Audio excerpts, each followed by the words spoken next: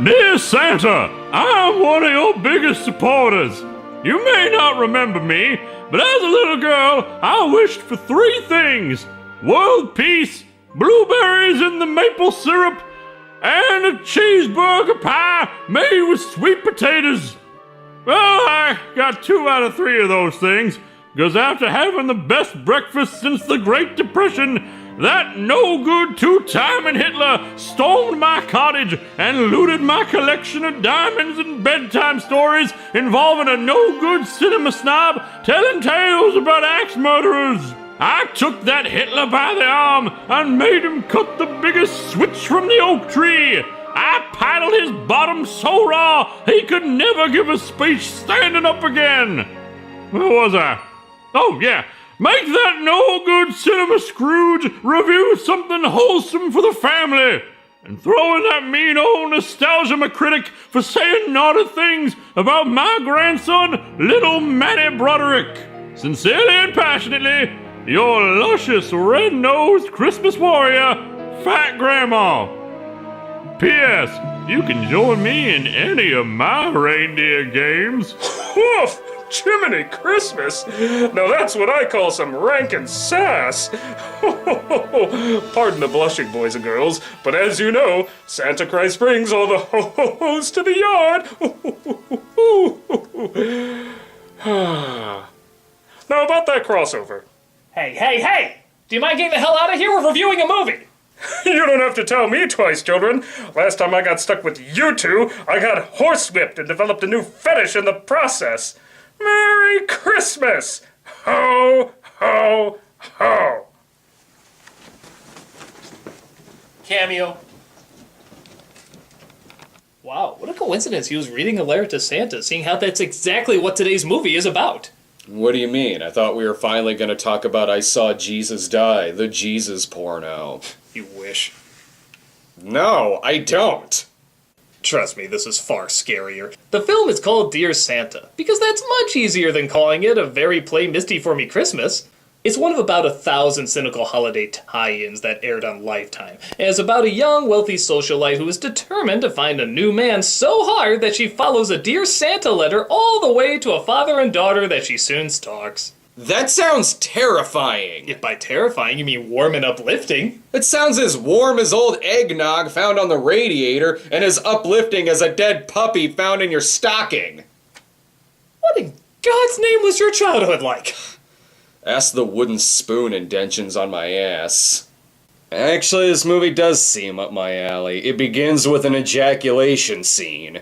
All serious films begin with credits that look like a kindergartner's interpretation of Comic Sans.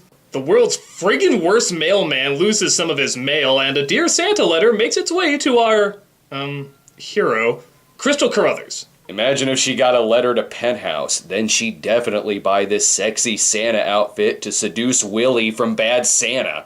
Crystal has never had a job in her life because she's been supported by her wealthy parent. By the size of my last credit card bill, I'd assume you've been dressing all of the Upper East Side. Okay, if her parents are that rich, how come they can't afford to go on a vacation that isn't green screened?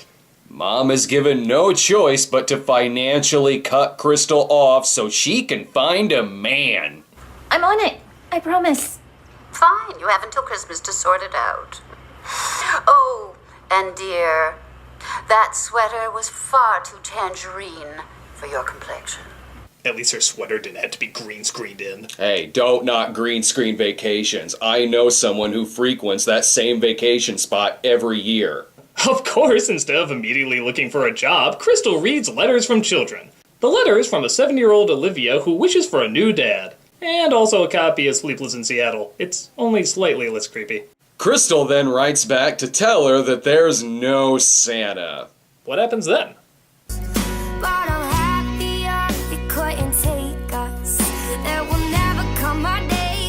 No, you're not getting off that easily! Have you seen the pornos I watch? I never get off easy. But tracking down Olivia and her father, Derek, seems like a good idea, according to her enabler. I think it's a sign. I mean, what are the chances that I would find this letter on the exact day I'm supposed to change my life? As good as finding it on any other day? This seems like a much better plan than getting a job. So like any stable human being, she finds the address and stalks the guy and his kid from across the street. Derek comes with his own cheerful pop music, but trust me, the creepy music will work much better.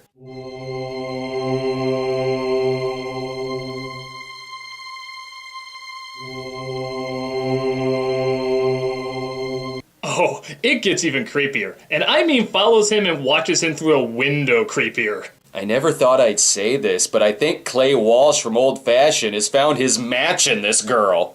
At this point, I'm shocked she doesn't actually sniff the mitten Olivia leaves behind. It'd only be the third creepiest thing she did in this. Joke's on him though, she filled that mitten with dog shit. Crystal follows Derek to work by sneaking into his community soup kitchen. Hey, Derek, the creepy eyes are a real thing. Don't let this creeper work in your soup kitchen.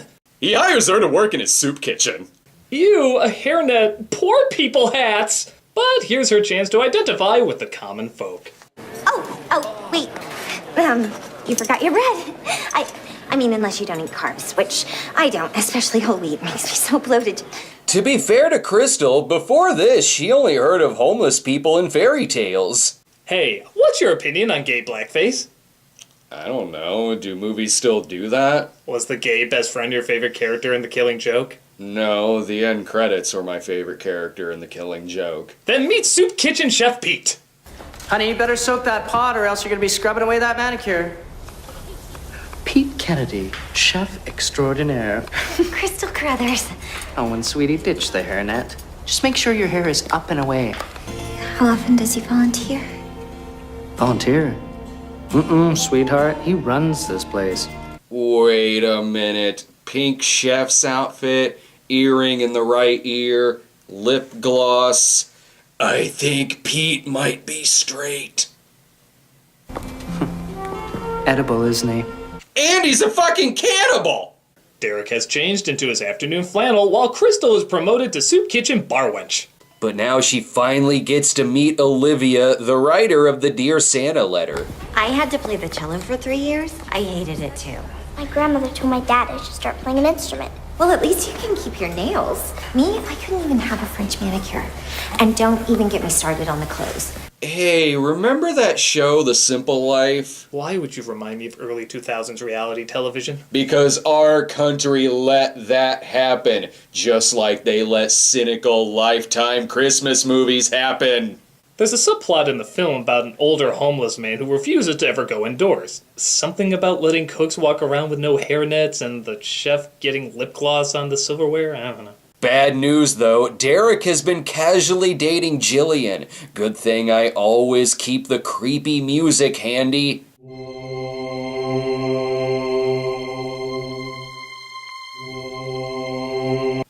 I'm getting a little creeped out here. Go back to being stereotypical. Could I get a triple shot, non-fat, half-sweet mocha? Extra hot, please. Oh, Mike, too. For short, I call it the Hot Carl. Pete is on Team Crystal as he tells her she has it all, being a creepy imposter that he's only known for half a day. Clearly that makes Crystal a better person than Jillian, who is simply in love with Derek and has known him for years. Why can't everybody have a magical gay best friend who always has the best advice at just the right time?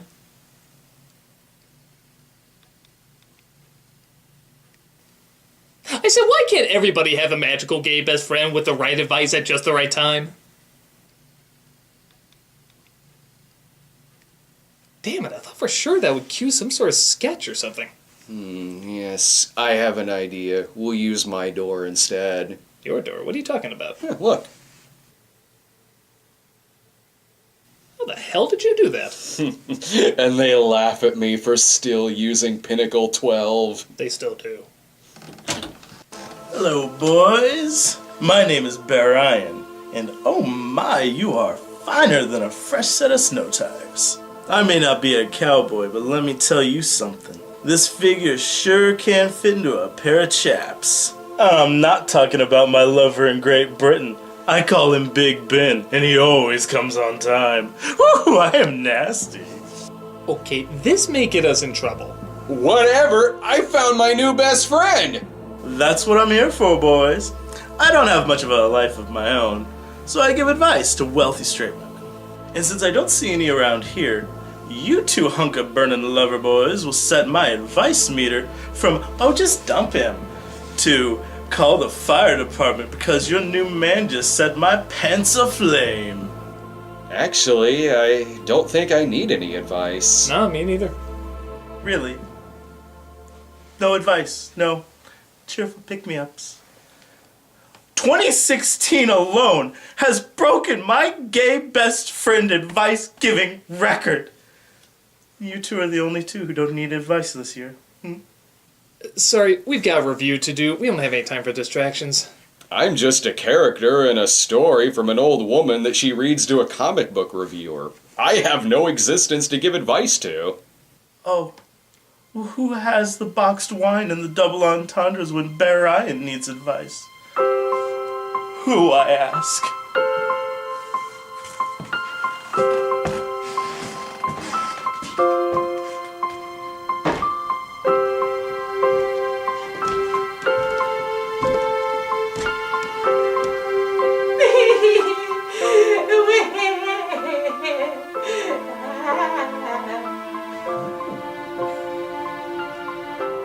Bear Ryan, huh? I write drunk.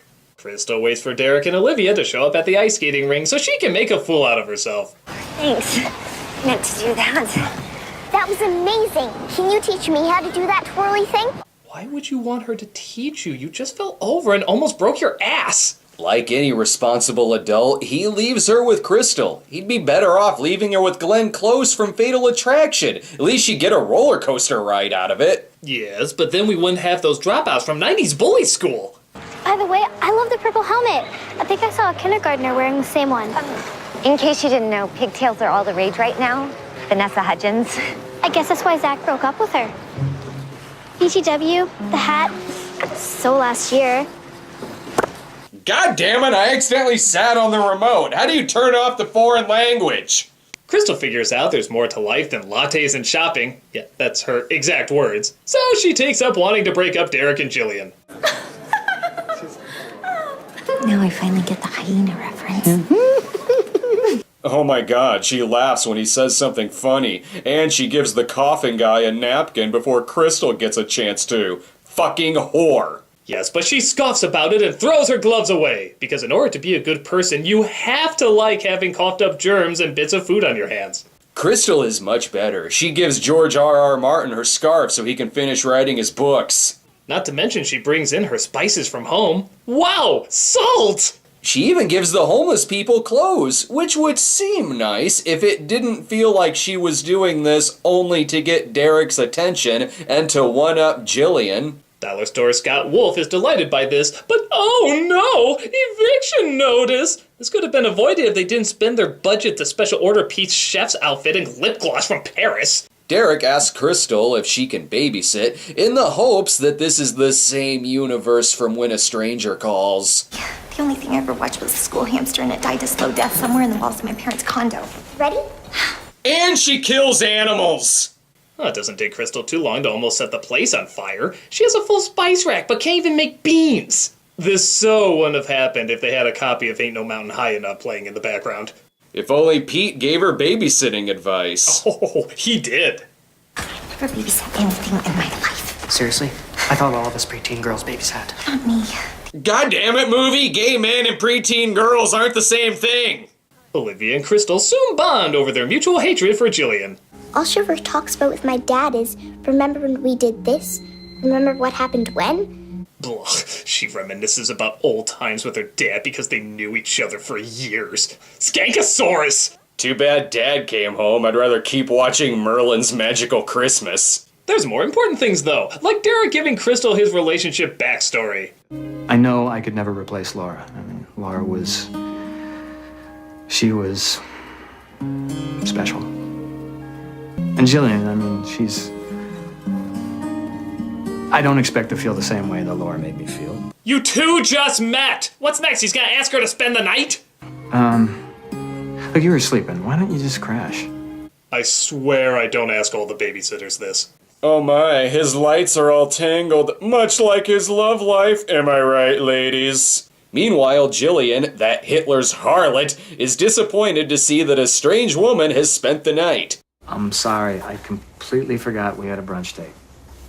How dare Jillian be pissed off that Derek stood her up to spend time with the unstable Crystal who he just met? Can Jillian possibly be a bigger party pooper? Daddy, Yes, baby. Crystal said she'd take me shopping sometime. Oh, that sounds like fun. Sweetheart, do you really think that's such a good idea? I mean, we don't know much about Crystal, do we? She's right!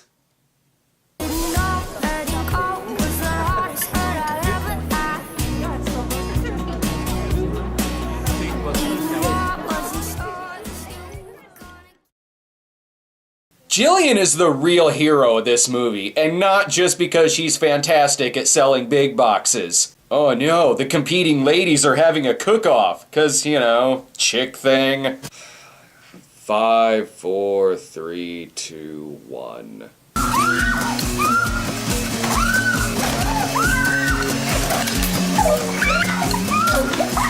Ladies, please, you're both setting your sex back by decades.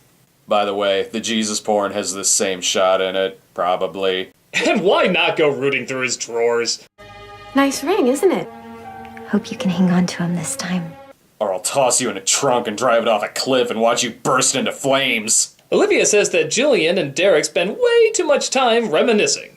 Totally seems worthy of destroying a relationship over. Crystal is definitely the better choice. I mean, after all, she does have one friend, kinda. Derek has it good too. He often gets free things because people confuse him for Jason Patrick. Though he still hasn't gotten over his odd fear of cucumbers. What the hell? Never mind that. There's a clothes-changing montage! Here's the latest line in Nancy Drew wardrobe. Or would you rather have the Marion Ravenwood look? How about lesbian stereotype? We can have 2 gay stereotypes in the film. Derek goes from not wanting to be in this movie to just plain falling asleep. Wait a minute. Is that beautiful night sky actually daylight that's being hidden by a tint in the glass? Even the sky is half-assing it! There's more important things. Olivia shows them that Bob Revere wasn't telling the truth. There are still Christmas trees after all. Who's Bob Revere? A patriot. A motherfucking patriot. So Olivia has had a long day of it being 2 in the afternoon posing as 10 p.m. There's definitely some misplaced emotions going on here. Today, it really felt like I had a mom again. We've only known each other for 3 days. I'm really easy to win over. Good. Crystal is hanging up a tree as fake as her personality. Speaking of fake, Mom is still vacationing in Crystal's desktop background. I was thinking about maybe getting a real one this year. Oh, well, it's up to you, dear, because your dad and I won't be making it back for Christmas. There's a surprise? What was that? That's all up to you, honey, so long as we can still keep this fake beach. Unfortunately, there's a totally real emergency. Hello? He's going out with that witch again. Oh my god, Jillian is the worst. They're going to a fancy restaurant. So, where's Olivia tonight? Not with Crystal, I hope. Oh, Jennifer's watching her. Why? What's wrong with Crystal? Oh, you don't know what's wrong with Crystal? Here, I'll loan you the movie Dear Santa. Jillian brings up that Crystal lied about graduating NYU and wonders what else she could be lying about. Another fair fucking point. Crystal has already turned Olivia into a master manipulator when Olivia pretends to be sick, which ruins Derek and Jillian's date. Daddy, can Crystal tuck me in? 'Tis the season for emotional manipulation. I thought little girls would love playing the flute. No. See, this is exactly why Olivia needs a mother like you. Yeah, you have a chemical imbalance in your head, but you knew that she didn't like playing the flute. You truly are the Carol Brady of our time. Oh hey, the homeless subplot is back to say that he still doesn't like going inside because bad things happen inside. I don't know, I think he just kind of does that with everything. Would you like some hot soup? Sorry, I found a fly in my tomato bisque once. Now I never eat soup again.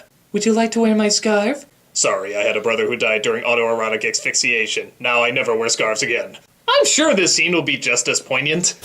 Have you ever made a decision you thought would be a good one? And it ended up changing your life in ways you never imagined? Yes, tell the homeless man more about your spoiled rich girl problems. Back to planning Derek's future for him. Crystal's car has been towed, and I'm sure she didn't plan on it being towed herself, so he takes her home. But before that, they plow. And I mean they plow hard. What? Okay, drop the bucket, it's okay. We're plowing, there you go. Okay, we're stopping. Okay. Plow up. There you go. Oh, you meant snow plowing. No, I meant fucking. I clearly got that scene wrong.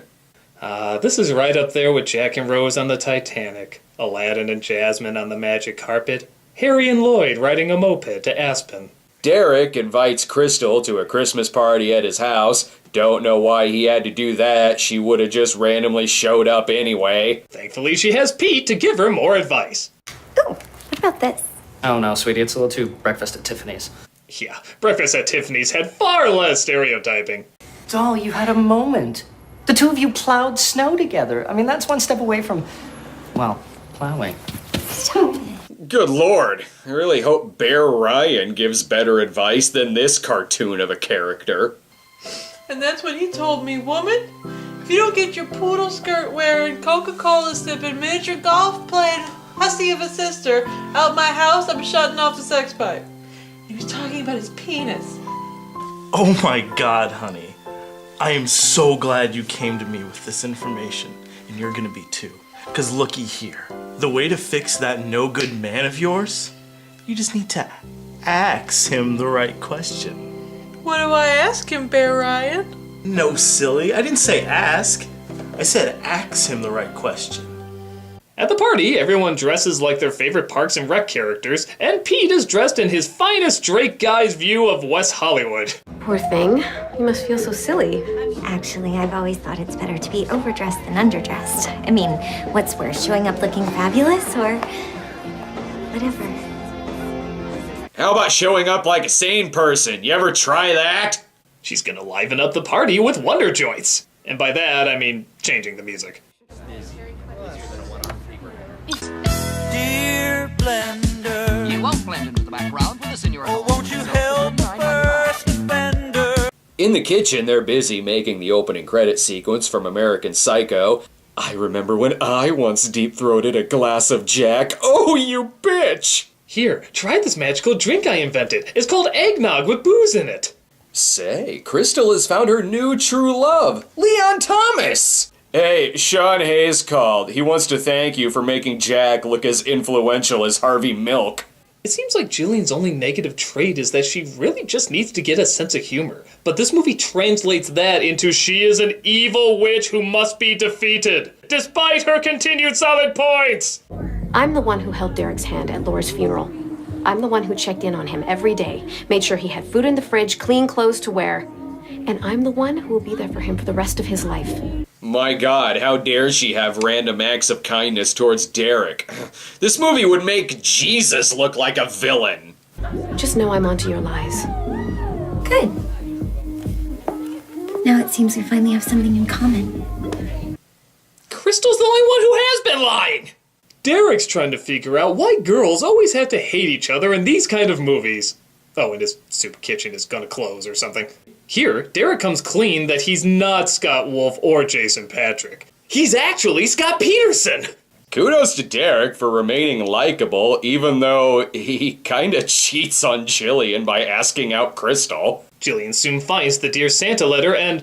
Wait, why does Crystal just bring that with her everywhere she goes? Now, if only Jillian can get that letter to Santa Claus, then surely Santa will make Jillian Olivia's new mom. Naturally, Derek is mighty mad about Crystal not really being Santa Claus. You decided to keep it, and, you thought to yourself, oh, hey, I'll just lie and pretend that I appeared in these people's lives and make them think it was all real. You know, when you say it out loud, that makes me sound really crazy. Also, yeah, every negative thing he's saying is right. Still, she gives him a present for Olivia. It's what Olivia always wanted, a boiled rabbit. Okay, I'll give it to her, but I'm telling her it's from me. Mom calls in again from her local TV spot to tell her that she's officially cutting her off by sending her more money. I said, what? Derek has to break it to the rest of the staff that this is the last act of the movie, so he and Crystal have to be on the outs for the remaining 20 minutes. It's obligatory in every rom-com. And everybody really knows that the kitchen is closing because of Pete's expensive wardrobe. Let's get him! Derek has it way worse. He has to tell Olivia that the sociopath who's been in their house won't be around anymore. It's complicated. No, it's not. It's not complicated at all. Just won't give her a chance. You won't give anybody a chance. Liv. You're 7. You still believe in Santa. Piss off. But hey, Crystal is a better person now. She realizes this from a homeless woman who she walks away from, not giving her a dime. Not even a fucking turtle dove. She has homeless Frank to take care of instead. I celebrated Christmas once. The puppy mom gave me suffocated in the box before I could open it. Now I never celebrate Christmas again. Crystal makes a deal with Frank that if she can get the soup kitchen back up and running, he'll have to go indoors. And given that he's played by an actor named James Dugan, he also has to coach a women's baseball team. Better take care of this quick. Derek's about to propose to Jillian. All I can say is thank goodness I found that letter. I mean, Lord knows what she was planning. She could have been some kind of stalker, femme fatale. No, not could have been. She was a stalker. Why does this movie hate its real hero so much? Now he's having second thoughts about asking Jillian to marry him. Seems wise. Just 24 hours ago, he asked another woman out on a date. This movie needs another montage. That way Crystal can lurk around the ice skating rink to find more families to follow home. She got the soup kitchen open back up, but not because she likes the homeless. It's because she can now totes get back on Derek's good side. But not before Derek gets gay guilt-tripped. Someone settled with the bank. Who? Someone who cares about this place as much as you do. Someone you used to care about before you jumped to conclusions. No, dressing up like a Ken doll with a neck bandana that's code for water sports is jumping to conclusions. Derek's just looking out for his goddamn daughter. Such a great influence Crystal is. Olivia has run away from home at the prospect of this stranger not being in their lives anymore. How on earth are they ever gonna find her in New York City? Oh, there she is. Okay, but how is Derek ever gonna find where? Oh, he found them. My heart hurt for so long that I stopped listening to it and only listened to what my head was telling me was right. I hope it's not too late for me to start listening again to my heart. No, you should be listening to your head. And to think you left her alone with Olivia. I don't think she'd hurt Olivia. You don't know that. See, listen to her. Now the real storyline can be wrapped up. The reason why homeless Frank doesn't go indoors is because he has a gambling addiction. And while he was in an indoor casino, he lost everything years ago. So he hasn't been inside in decades? Yeah, that's easier than going to Gamblers Anonymous. So, yeah, here's a thought. Maybe instead of being afraid to go indoors, you should be afraid of gambling. Like, what you're doing now. Making a bet. Maybe this is what got you into this whole predicament. Not going indoors, fucking gambling. Yeah, but stay outside. That'll totally work out for you. You're gambling! I guess that really is the plot lines being wrapped up, as when Jillian leaves from dinner, that is the last we ever see of her. Maybe she's out getting Pete a pink Santa outfit. He just looks weird now. And that's Dear Santa. By God, I honestly don't know what to say about this movie. I know what to say. This is the greatest Christmas I've ever had in my life. I found the soup kitchen that was about to close, and then this big city socialite came in and answered my letter to Santa. So she gave me spiked eggnog, told me I'd be a fantastic replacement for her dead husband, and then stole all of my change, cooked my dog in a pot roast, and burned all my pictures of my children. I am never going indoors again. Hilarious. Anyway, Dear Santa is what you get when you feel like Miracle on 34th Street wasn't enough like Misery. Amy Acker's lead character is so creepy that no wonder she stars on a show that's literally called Person of Interest. But what are you talking about? The reviews for this film said they featured good old-fashioned values. Yeah, not to sound like a broken record, but I know exactly what kind of old-fashioned values this movie represented. Finally, I thought the old bag would never kick off. The movie's message is all over the place. Our lead character has to find a man or a job or her allowance will be cut off. So she stalks a family and breaks up an engagement. And the movie tries desperately hard to make the only person in the movie with common sense seem like the villain. She never really seems to learn a lesson. Everything she does appears to be for her own benefit and no one else's, including getting a 7-year-old to partake in her own manipulative schemes. I, for one, expect more out of a movie directed by 90210 star Jason Priestley.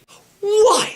Why would that possibly make you expect more out of this movie? Because you know how the lyrics go. I need you to warm me, to calm me, to love me, to help me dream of my dreamy Christmas, Jason Priestley. Anyway, the film was also written by Barbara Kim Licka, who has made a career of writing Lifetime Hallmark conveyor belt Christmas films, such as A Bride for Christmas, Merry In-Laws, Christmas in the City. These are such cookie-cutter films that one of them is actually called A Cookie-Cutter Christmas. Not only that, she's also written softcore gay porn films such as David Dakota's 1313 Boy Crazies. Wait a minute. Softcore gay porn? The Pete character was gay! You're just now figuring that out? Well, we wouldn't want there to be any loose ends!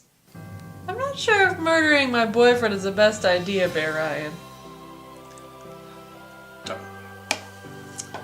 I've seen those acid wash jeans of his.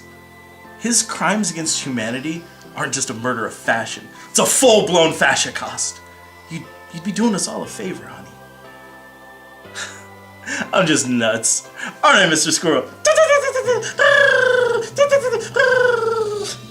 That's just what I needed to hear. Bear Ryan, you're under arrest. We've had reports of a stereotypical gay man going up to random strangers and giving them bad advice, which has led to a string of axe murders. Oh dear. Don't slap me on the wrist too hard. You know I bruise easier than a ripe banana. You're not getting a slap on the wrist. You're going to prison for murder. Try and catch me. I'm a cat now. Meowsers! Merry Christmas! What the fuck are you wearing?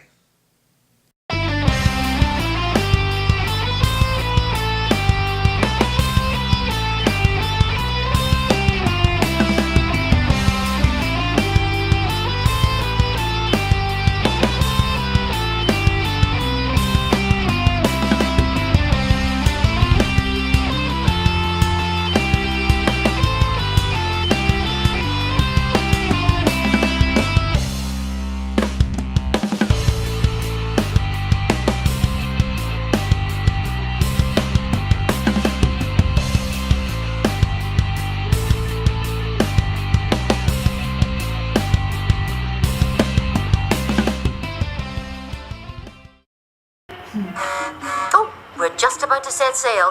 Hope you're busy turning things around. Kisses.